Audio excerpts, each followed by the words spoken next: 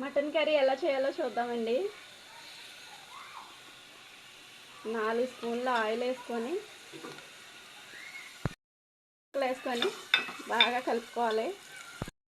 Spoon పసుపు వేసుకోవాలండి. ముందుగా కడిగి శుభ్రం చేసుకున్న మాంసాన్ని పక్కన పెట్టి అల్లం వెల్లుల్లి పేస్ట్ వేసుకోవాలండి. ఇది పచ్చివాసన పోయేదాకా వేయించు.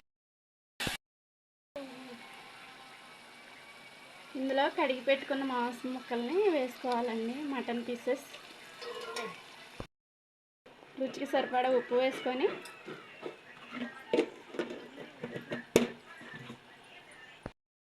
పెట్టి మగ్గబెట్టుకోవాలండి.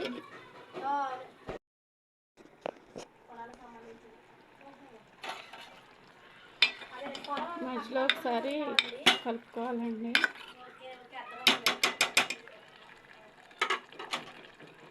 మళ్ళీ మూత పెట్టుకొని కాసేపు మగ్గబెట్టుకోవాలి.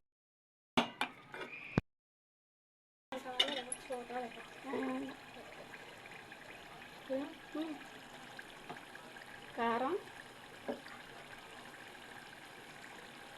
2.5 ఇంచుమించు 3 స్పూన్లు వేయాలండి. కలుపుకోవాలి.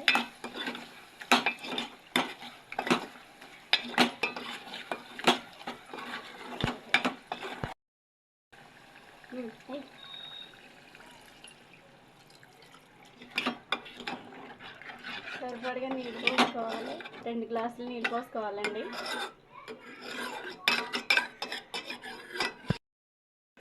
ఇప్పుడు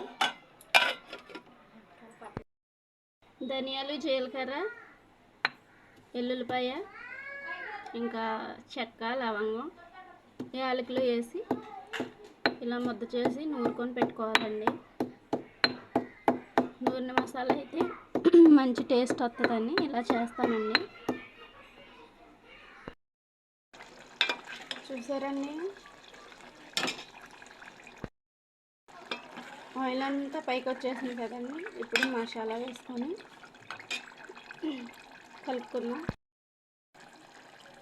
ఇలా మసాలా మొత్తం ఇందులో వేసేసుకొని బాగా కలుపుకొని